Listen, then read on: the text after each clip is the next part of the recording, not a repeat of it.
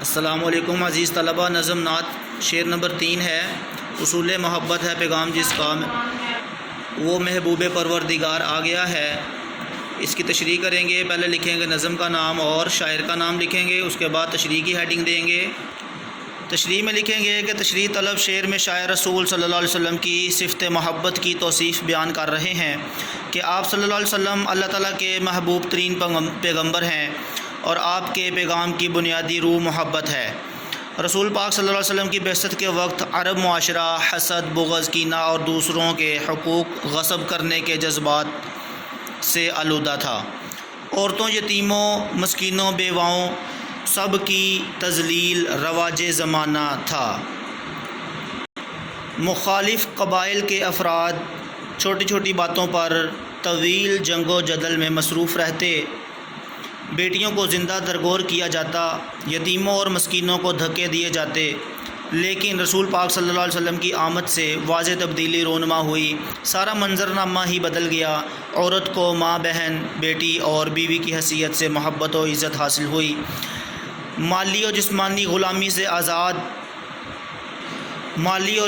غلامی سے آزادی حاصل ہوئی۔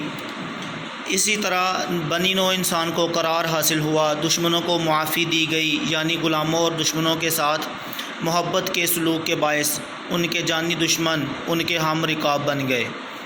بقول شاعر، محبت کے یوں جس نے دریا بہائے، دل ان کا بھی جیتا جو سر لینے آئے۔ رسول پاک صلی اللہ علیہ وسلم مخلوق خدا سے محبت کرنے والے اور اللہ کے محبوب ترین رسول تھے۔ آپ کی آمد نہ صرف عرب معاشرے کے لیے حیات کا پیغام لائی، بلکہ ان کے آنے سے ساری کائنات کو دائمی امن کا پیغام ملا۔ مدینہ کی ریاست کو دیکھیں تو وہ امن و سکون کی بے نظیر تاریخ کو روشن کیے ہوئے ہے۔ انسان کا دوست بن گیا۔ مواخات مدینہ ان لوگوں کے بھائی چارے کا سبب بنا جو پہلے ایک دوسرے سے انجان تھے۔ آپ کی ذات مبارکہ سفیر امن ہے۔ آپ صلی اللہ علیہ وسلم کا ارشاد ہے، خوشخبری دو اور نفرت نہ پھیلاؤ، آسانی پیدا کرو اور مشکلات پیدا نہ کرو۔ لہٰذا شاعر کہتے ہیں کہ ہمیں مسلمان ہونے کے ناطے آپ صلی اللہ علیہ وسلم کا پیروکار بننا ہوگا اور خود کو امن کا سفیر ثابت کرنا ہے۔